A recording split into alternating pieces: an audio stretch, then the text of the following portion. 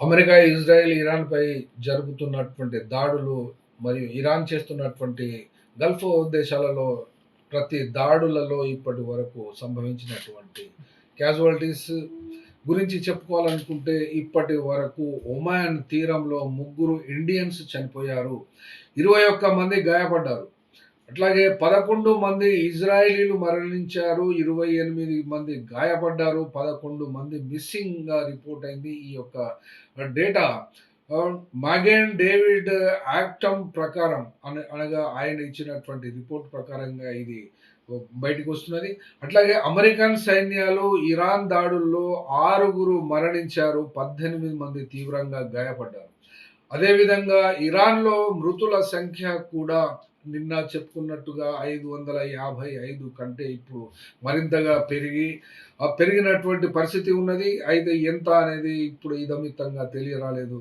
ఆ సంస్థ చెప్పినటువంటి లెక్కల రీతిలో క్రిసెంట్ అనబడేటువంటిది. అట్లాగే ఇజ్రాయెల్ మరియు అమెరికా ఇరాన్‌పై జరిపినటువంటి దాడుల్లో ఇరాన్ సైనికులు 1500 మందికి పైగా మరణించినట్లుగా ఇజ్రాయెల్ పేర్కొంటుంది.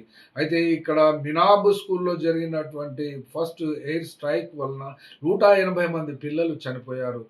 ఇండియన్స్ ప్రవర్తనకు సంబంధించి అనగా ఈ యొక్క గల్ఫ్ దేశాలలో మరియు ఇరాన్‌లో ఉన్నటువంటి పరిస్థితి ఏ రకంగా ఉంది గనుక చూసినట్లయితే, అక్కడ ఇజ్రాయెల్‌లో గానీ, ఇరాన్‌లో కానీ ఉన్నటువంటి సంఖ్య ఇరాన్‌లోనైతే 4000 నుండి 5000 మంది భారతీయులున్నారు. వాళ్ళను కూడా వెనుకకి రప్పించడంలో భారతదేశ ప్రభుత్వము ప్రయత్నాలు చేస్తుంది. విమానాల సర్వీసును కూడా అందిస్తుంది.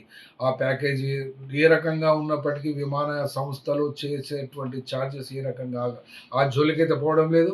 అట్లాగే ఇజ్రాయెల్‌లో ఉన్నటువంటి ఇండియన్స్ సంఖ్య 1,05,000 నుండి 1,25,000 మంది వరకు ఉన్నారు. ఇందులోపల ముఖ్యమైనటువంటి భారతీయ సంతతికి చెందినటువంటి వారు 85,000 మంది పిఐఓఎస్ భారతీయ మరియు ఇజ్రాయెల్ సంతతికి చెందినటువంటి వారు.